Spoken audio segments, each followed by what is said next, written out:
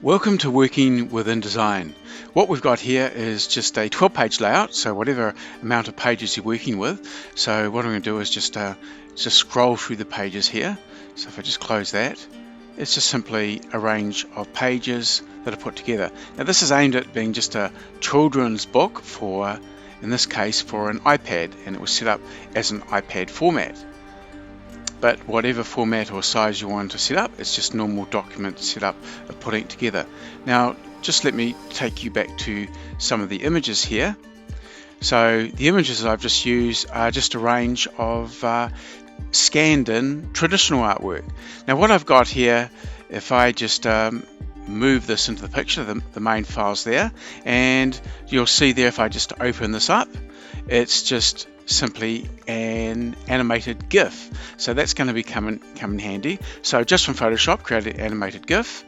The ePub file is just here. InDesign file is just over there, but here's just simply a range of files. Move this one out of the way because that was just a accumulation of all the files put together, and it was simply just split up. So the main files working with this are just here. So if I just click on that, for example, and just open it up, so it's just quite a large format, and it was just done with actually markers, good old traditional markers from pencil with a bit of colour pencil, and there you go. So a nice mixture from traditional essentially to digital.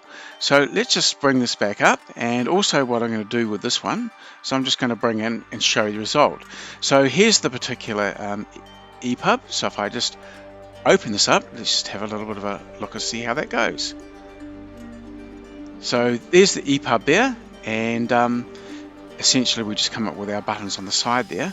Now this is just simply just adding in a animated GIF. So if I just started this one again, or if I just tell you what, I'll go back to the beginning, there's animated GIF, and now we've also put the type, and this is using a animation directly from InDesign itself. So if I just take you through the pages here, as I say, a simple storybook just to aid actually a chiropractic firm in terms of just the common problems that occur or result from injury or damage perhaps to your spine, which is generally a car accident, generally essentially being hit in the back, and voila, there's the situation there. So bad weather, somebody went into the back of you, and there's sort of an indication of more of a whiplash type feel. The important thing of what this was about is just to be in a waiting room and for iPads or anybody to download from the site, and it's essentially just the story that relates to that. Here's a misalignment, kaboom, it's been fixed, realignment, adjustment, and then the person feels great, and the final scene, there you go. So remember, Dr. Jody says, look after your spine. So that's the nature of the story there. So I'll just close that. So what we're going to do is just go through and build this file. Now the first thing to do here is basically just set up your page. So just to start off a new document, what I'm going to do is just go File, making sure I'm not in Books, but in InDesign itself. Now the advantage, of course, of viewing this on a Mac is you can view from the bookshelf or view your ePub's fixed layouts really well without having to have an iPad. Nonetheless, let's just go through, and if you don't have an iPad, or you just need to be able to plug that in or just test it or download it to that device. But anyway, so let's go for a new document here, and we're just going to go and set that up. So new document, and if we're going through here, now we've got a range of intent up the top. Now we're sort of going to more of a mobile device at this stage, and what I'm going to do is basically I just want to choose, let's have a look a little bit more here. Of course it could be to a phone as well, looking at a few more presets. Now there is a range of iPads. What I'm going to simply do for this nice small one is just click on the good old 768 by 1024 and clicking on that, and I also want to go to a landscape layout, okay, or horizontal layout. So there you go, and of course depending on what your number is, whether it's 6 pages, and for this example that's exactly what I'm going to do. I'm just going to have a start of 1 and just go say to 6 pages just to get the feeling of this, even though this was a 12-page document. And I'm just going to go create, and my new document will come up here. Now, of course, with your layouts, you can come down here and set guides up like any other way, or margins and columns, etc. So feel free to design whatever you think it is, but this was just a very simple book, so kids could read it, and obviously you need to focus in on the age range you want. So I'm just going to cancel that for now. What I want to do is just go through and place my items in the page here. So an easy way to do that is, of course, just File, Place. Now, what we will need to do, of course, save this document into the same folder, keep everything in the same folder where your files are. But what I'm going to do is just going to go Place here, and it's actually just still loading up at the page that I want here, and I can just go through and choose my images. Now you will notice that I've got all my images here as essentially Photoshop files. Now, Photoshop files are certainly a great way to work with full quality. It could be a PNG file that you're working with, but whatever it is, keep it as a good quality file. I'm not using a JPEG just as I want to keep this as a lossless format, meaning that it doesn't lose any data. So being Photoshop, it's great even if you're also outputting for a print device, to get the maximum high quality file. So these were all 300 dpi images. When you go through the exporting process to the fixed out ePub, it will normally drop down to the 150 dpi, which is going to be for great quality for that, or whatever you in fact want to set it. And of course you just do size your different device to make sure that's going to be great on that device.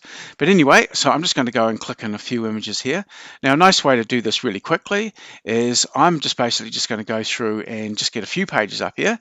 So I did a document of 6 pages, but to just show you this example, what I'm going to do is just going to do, say, just 3 pages to give you an idea, just so we can get all effects in here. So what I'm going to do is I'm just going to click on the first image here. I'm going to hold my shift key and go 1, 2, and 3. In fact, it's 4 pages, I suppose. Just quickly getting this thing going. So I'm just going to go open, and what I'm going to do is I'm just going to drag out for my first page here, just so you can size it accordingly to get the best result you want. And I've just fit it in the page like so. Now I'm just going to go down here. By the way, it is good to sort of size it roughly to what you want, so you're not doing extremely large files. I'm just simply going to just drag it in initially to get it going there. So that's fitting great. And of course, what I'm going to do is come down to the next page and just plonk this one here as well. So I might do a slightly different design for this one just to get it going, etc. But one more page here, and I think that will do for now, just for 4, just to get the concept of this going. Okay, so everything's in place here. Now it's totally up to you. If I go back to this first version here, I've put a border around it, just like so. So what you can do is the same thing and make up any border shape you want if you want a border at all. In this example here, just to get the look and feel of how to put it together, I'm just going to keep it really quite simple. Now what I am going to do is make sure I'm on my pointer tool and just start centering this up. So I just want to get it in place here. Now don't double click on here. If I double click on this, and I can actually move the image around inside. So just make sure you click outside, and then you'll be able to move the whole image. Okay, so what I have got actually is a primary frame. So I'm just going to delete that. I don't want my primary frames. This is more for doing a reflyable ePub. So you can just delete them and get them out of the way. But I've got my file in here. What I want to do is just put a little bit of type in here. So to do this, I could simply just create a circle in this case, because I do want to put type around the edge, which is, in this case, as you'll see, if I go back to my first frame at the top here, I've just got a wellness story. Basically, sort of chiropractic is about wellness care, non-drugs, if you will, to keep the body looking after itself, and that's the sort of focus of this little story.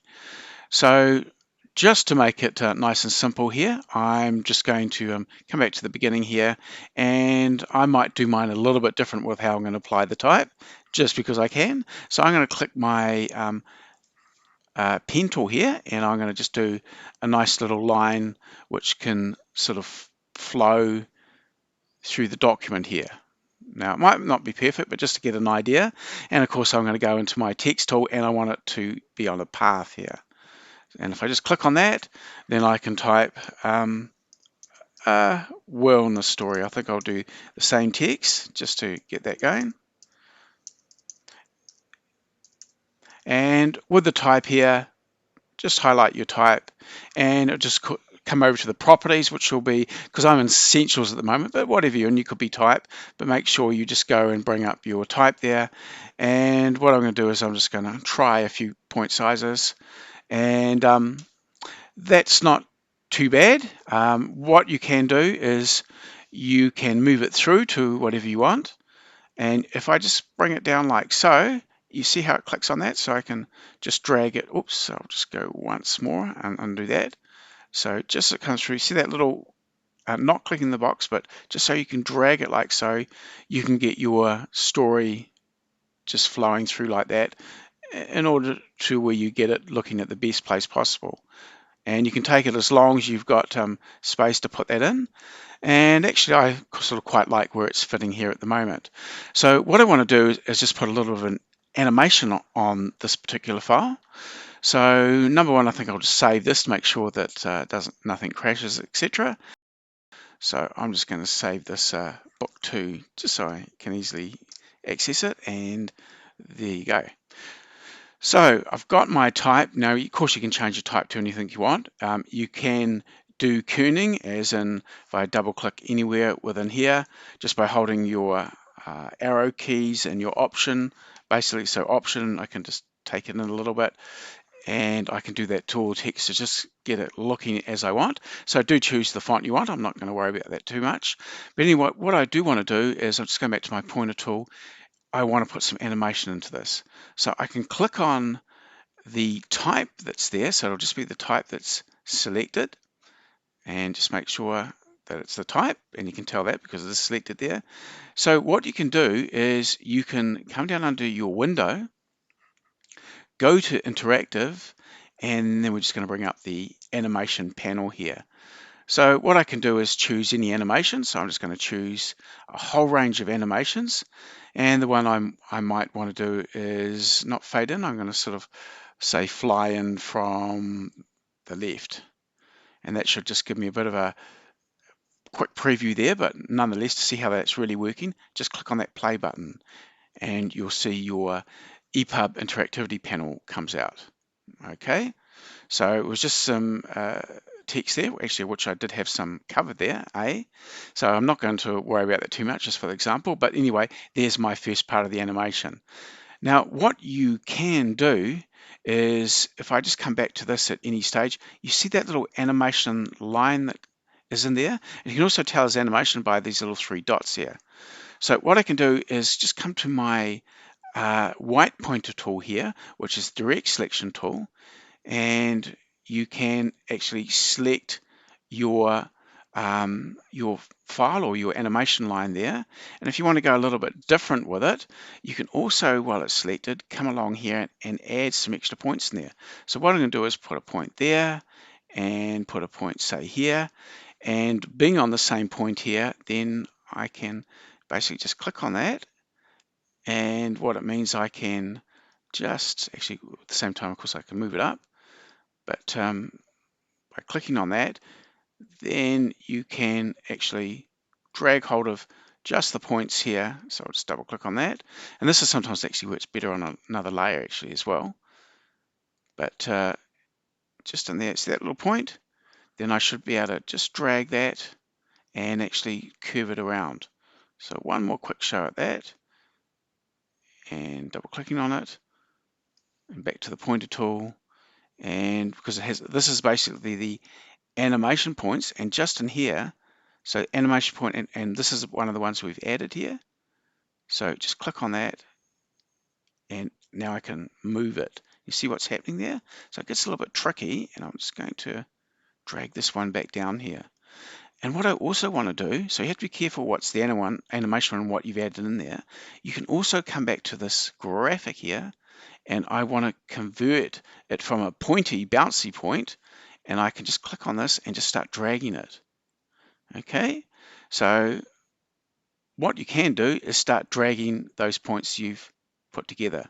So now if I just click back there and I come back with that selected, and what I can do now is just play that animation, just see how it changes there. See, so it's just a little bit bouncy. So something you can play around with a lot. And so it's totally up to you, particularly where those animations come in from a direction, and you can even stretch them out to make it go further as well. So it's really quite flexible in terms of those sort of fun introductions of animation. Of course, the other one, what I'm going to do here is I'm just going to go File, Save. And this is going to be a good example. If I just click on my layers, I'm just going to lock this layer for now and add a new layer. And this bottom one, I'm going to call it just Base Art. Don't have to have lots of layers, but definitely helps to lock it off. And especially when I wanted to select that file, it makes it easy if I drag a point around it. Of course, I'm going to select everything, I do that. So it was a little bit tricky to fit. Now this is locked off, and I click on this layer. What I'm going to do is I'm just going to place in my interactive file or animation file here, which was the one of those lines around there, not the PSD file, but the one that was exported as an animated GIF. So just refer to the videos on how to do an animated GIF. Really, really simple. This is an incredibly simple file I put together as well. I'm just going to say open this one, and I'm just going to drag a little shape to see that where that comes in. Now that's sort of pretty good. Even though it's going over my type here, I can just move it around a little bit at any time. But essentially, I'm just going to save this, and we're going to just go and test that now. So just save. And what I can do is, in fact, even with this animation, because I just want to play that sort of same animation, and it's going to show everything that's happening on that page. And if we just go and watch that, and there you go. So it's come in there, and we've also got the animated GIF. So essentially, what we've done there is if I just go to my next page, and if I just go over to pages here, or I just scroll down, whatever's going to be easier. And this one, maybe I want to do something where it just fades in. So I'm just going to do one more just for this example. So if I just click on the file, of course it won't click. Why? Because we've locked that layer. And I might just lock my top layer now. In fact, it shouldn't matter too much because I'm not on the same page, but just so it's clear what I'm doing. So just on the same file, I'm just going to do one more animation here. So it's selected from the pointer tool, the black pointer tool. Just go back to your window, come down to your interactive, and just over to your animation. This time I'm just going to do something really, really simple. Just choose a preset here, and something like I just want it to fade in. Now when you fade in, you can also have a little bit more time and do whatever you want as well for that. So there's speeds, there's additional properties you can play with, rotation and fade and whatever. These are the things that you need to just have a bit of fun with, but I might just do that, just 1.25 seconds, and there's that file. Okay, so I'm not going to actually worry about doing the other files because it's really up to you and how you put that together. You know, obviously, whether you bring in photography, some 3D, whatever it might be. Now you can also bring video in. We placed that animated GIF. You can place MP4 files as videos as well. This is going to slow down the loading a little bit when you first, just because it's going to make it a bigger file. But video is great for putting into these ePubs as well, should you want to do that. Just file place as we file place an image. So when we're ready to go, I'm just going to make this really, really simple. I'll just save it one more last time. And what I'm going to do now is just go through and I'm going to export it. What we want to export it to is simply a fixed layout ePub, not the reflyable ePub. Other videos there and other ways of putting that together for a document, but we want this to be a fixed design, really to work nicely on an iPad. Fixed out ePub, there it is. Just go save, mine is book 2. I'm just going to save all pages in this case. In fact, well, actually, seeing I've only used 4 pages, let's just go through and just do a range here. So I'm just going to go 1 to 4 in this case, but generally that's what I want to do. Now we also want to just rasterize that first page. Now there's another thing here called TOC, table of contents. We can set this up by using styles. Not going to worry about it for this example, but you can have a table of contents that works with these files really well, just like when you're doing reflyable ePubs as well. and so it's just staying on none at this stage. And what I'm going to do is I just want to keep it as it is based on document setup, just to keep that nice and simple, which is working to the iPad, and I'll just go OK. So there it is, it's just ticking away doing its thing, and there it is loaded, and then it comes up. So there's my file, and just over here I'll click to the next one, and there's my simple fade in. Obviously these ones are just standard, but if I go back again, that will just reverse the play and do whatever it is again as it will with loading the file. So if I just close that, I'll close that one. I might just go quickly back to this one once again, just so you can see how that works with just a little bit more, just simply those few effects. And this was just a animating in, which I dragged the animation off the page so that it actually came in from outside the page and also fading in at the same time. So you can actually do and drag out your animation lines to make that happen very simply. So thank you for watching.